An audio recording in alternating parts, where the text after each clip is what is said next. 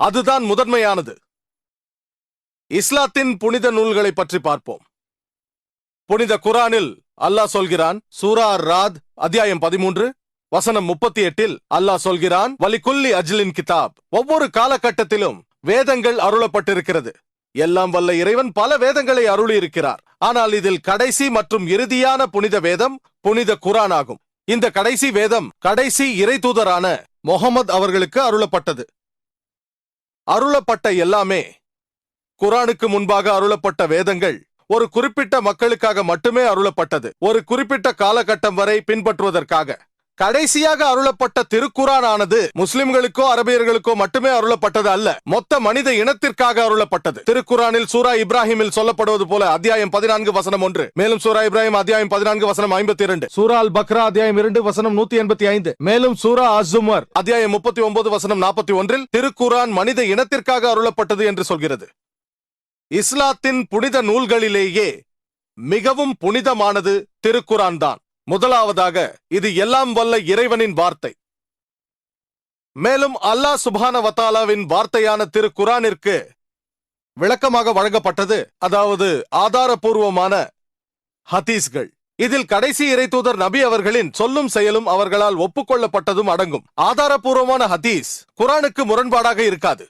திருக்குரானிற்கும் ஹதீஸுக்கும் இடையே எந்த ஒரு கருத்து வேறுபாடையும் காண முடியாது. இந்த இரண்டு நூல்களுமே இஸ்லாத்தின் மிக முக்கிய புனித நூல்களாகும். நாம் ஈமானின் 4வது தூணை பற்றி பேசுவோம், அதாவது இறை தூதர்களை பற்றி. முதலில் இந்து மதத்தில் கூறப்பட்ட இறை தூதர்களை பற்றி பார்ப்போம். சாமானிய இந்து அவதாரங்களில் நம்பிக்கை உடையவன். அவதாரம் என்ற வார்த்தை அவ் மற்றும் த்ர என்ற சமஸ்கிருத வார்த்தையிலிருந்து எடுக்கப்பட்டது. அவ் என்றால் கீழே, த்ர என்றால் வருகிற அல்லது இறங்குதல் என்று பொருள்.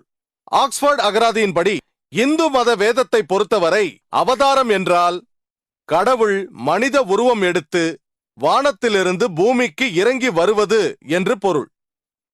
சாமானிய இந்து அவதாரம் என்றால் எல்லாம் வல்ல இறைவன் மனித உருவம் எடுத்து இந்த பூமிக்கு வருவது என்று நம்புகிறான். மேலும் ஒரு சாமானிய இந்து எல்லாம் வல்ல இறைவன் அநீதியை எதிர்த்து போராட மனித உருவத்தில் அவதாரம் எடுத்து இந்த பூமிக்கு வருவதாக நம்புகிறான். மேலும் தன் மதத்தை காப்பாற்றவும் கடவுள் இந்த பூமிக்கு வருவது எது சரி எது தவறு என்று சொல்லவும் அவர்களை வழிநடத்தவும் என்று நம்புகிறார்கள். இந்த கோட்பாட்டை பகவத்கீதையின் ஒரு வசனத்திலிருந்து அவர்கள் பெறுகிறார்கள். பகவத்கீதை அத்தியாயம் 4 வசனங்கள் 7 மற்றும் 8. யதா யதா தர்மஸ்ய க்லானிர் பவதி பாரதா அபியுதன்னம் தர்மஸ்ய ததாத்மான் சஜ்ஜயமேஹம். இது பொதுவாக கூறப்படும் ஒரு வசனம். மகாபாரதம் சீரியலில் வரும். இதன் பொருள், எப்பொழுதெல்லாம் நீதியானது அழிக்கப்பட்டு இந்த உலகத்தில் தீமை அதிகரிக்கின்றதோ அப்பொழுதெல்லாம் நான் அவதரிப்பேன். வசனம் 8 சொல்கிறது, நல்லவர்களை காக்கவும் தீயவர்களை அழிக்கவும் மேலும் நீதியை நிலைநாட்டவும் நான் அவதரிப்பேன் என்கிறது. எல்லா காலகட்டத்திலும் சம்பவாமி யுகே யுகே, எல்லா காலகட்டத்திலும் நான் அவதரிப்பேன். அவதாரங்களின் இந்த கோட்பாடு மறுபடியும் சொல்லப்படுகிறது. பகவத புராணம் காண்டம் 9 அத்தியாயம் 24 ஸ்லோகம் 56. அது சொல்கிறது, எப்பொழுதெல்லாம் அநீதி என்பது தலை தூக்குகிறதோ பாவங்கள் அதிகரிக்கின்றதோ அப்பொழுதெல்லாம் நான் அவதரிப்பேன். எல்லாம் வல்ல இறைவன் அவதாரம் எடுக்கிறார். கடவுள் மனிதனாக உருவெடுக்கும் அவதாரம் என்ற இந்த கோட்பாடு பொதுவாக இந்துக்களால் ஏற்றுக்கொள்ளப்படுகிற ஒன்று. வேதங்களில் எங்குமே இதை குறித்து காணப்படவில்லை. இந்து மத புனித நூல்களிலேயே மிக புனிதமான வேதங்களில் அவதாரங்களை குறித்து எதுவுமே குறிப்பிடப்படவில்லை. மேலும் இந்து அறிஞர்கள் சொல்கிறார்கள், பல இந்து அறிஞர்கள், முழுமையான வேதாந்திகள், வேதங்களை நம்புபவர்கள், அவர்கள் சொல்கிறார்கள், சமஸ்கிருத வார்த்தையான அவதார் கடவுளின் ஒரு நிலை என்று. இந்த வார்த்தை கடவுளை குறிக்காது என்றும் சொல்கிறார்கள். கடவுள் ஒரு மனிதனை அனுப்புகிறார் என்று வேண்டுமானால் பொருளாகலாம்.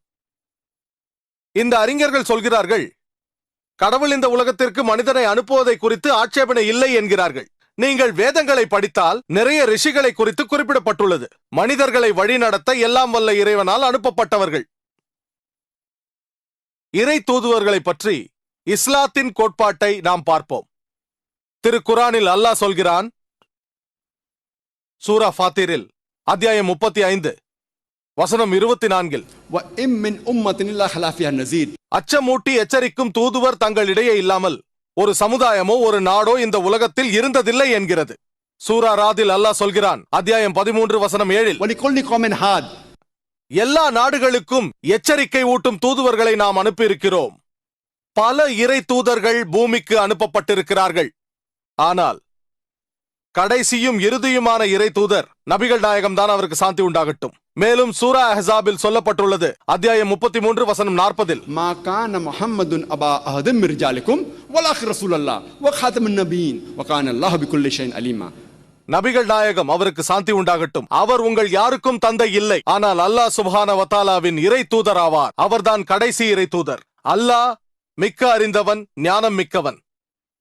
நபிகள் நாயகம் அவருக்கு சாந்தி உண்டாகட்டும் கடைசி இறை தூதராக இருந்ததால் குறிப்பிட்ட மக்களுக்காக அனுப்பப்பட்ட மற்ற இறை தூதர்களுக்கு மாறாக, ஒரு காலகட்டத்திற்காக மட்டுமே அனுப்பப்பட்ட இறை தூதர்களுக்கு மாறாக நபிகள் நாயகம் கடைசி இறை தூதராக இருந்த காரணத்தினால் முஸ்லிம்களுக்காகவோ அரேபியர்களுக்காகவோ மட்டுமல்லாமல் திரு குரானில் சொல்லியிருப்பது போல சூரா அல் அன்பியா அத்தியாயம் 21 வசனம் 107, وما أرسلناك إلا رحمة للعالمين.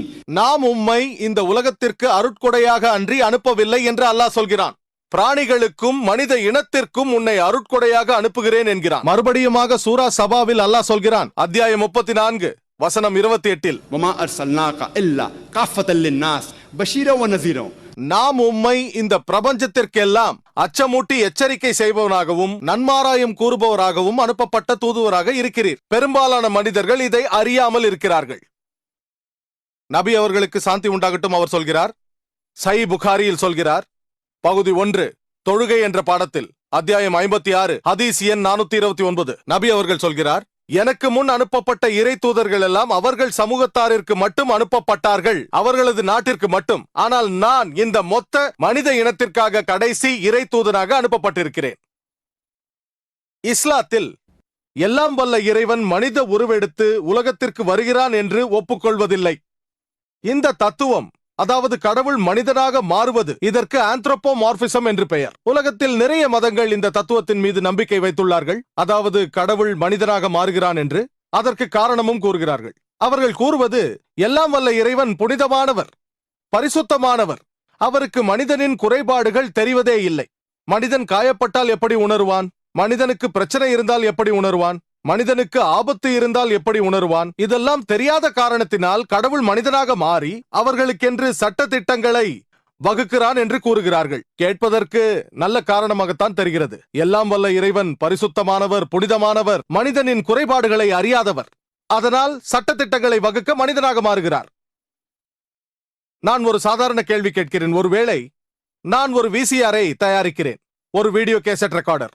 விசிஆருக்கு எது நல்லது எது கெட்டது என்று தெரிந்து கொள்ள நானே விசிஆராக மாற வேண்டுமா என்ன? நான் விசிஆரை தயாரித்த காரணத்தினால், அதன் படைப்பாளன் என்ற காரணத்தினால், விசிஆருக்கு எது நல்லது எது கெட்டது என்று தெரிந்து கொள்ள நான் விசிஆராக மாற வேண்டிய அவசியம் இல்லை. நான் ஒரு செய்முறை விளக்க நூலை எழுதுவேன். வீடியோ கேசட்டை இயக்க வேண்டும் என்றால் கேசட்டை செலுத்தி பிளே பட்டனை அழுத்தவும். நிறுத்த வேண்டும் என்றால் ஸ்டாப் பட்டனை அழுத்தவும். ஃபாஸ்ட் ஃபார்வர்டுக்கு FF பட்டனை அழுத்தவும். கீழே போட்டு விடாதீர்கள், அது பழுதாகிவிடும். தண்ணியில் போடாதீர்கள், அது கெட்டு போய்விடும். நான் செய்முறை விளக்க நூல் எழுதுவேன். விசிஆரை படைத்த நான் விசிஆருக்கு எது கெட்டது எது நல்லது என்பதை தெரிந்து கொள்ள விசிஆராக மாற வேண்டிய அவசியமில்லை. அதேபோல் மனிதனை படைத்த எல்லாம் வல்ல இறைவன் மனிதனுக்கு எது நல்லது எது கெட்டது என்று தெரிந்து கொள்ள மனிதனாக மாற வேண்டும் என்பது அவசியமில்லை. இறைவன் என்ன செய்கிறான்? மனிதர்க்கிடையே ஒருவனை தேர்ந்தெடுக்கிறான். மேல்நிலையில் அவர்களோடு தொடர்பு கொள்கிறான். அவர்களைத்தான் இறை தூதர் என்கிறோம். மேலும் இறை தூதர்களுக்கு செய்முறை விளக்க நூலை வெளிப்படுத்தி மனிதர்களை வழிநடத்துமாறு செய்கிறான். எல்லாம் வல்ல இறைவனின் கடைசி செய்முறை விளக்க நூல் திரு குரான் தான். மனிதன் எதை செய்ய வேண்டும் எதை செய்யக்கூடாது என்பதற்கான கடைசி செய்முறை விளக்க நூல் எல்லாம் வல்ல இறைவன் அருளிய திரு குரான் தான். ஆகவே இஸ்லாத்தின் கோட்பாடுகள் இந்து மத வேதங்களோடு மிக சரியாக ஒத்துப்போகின்றன.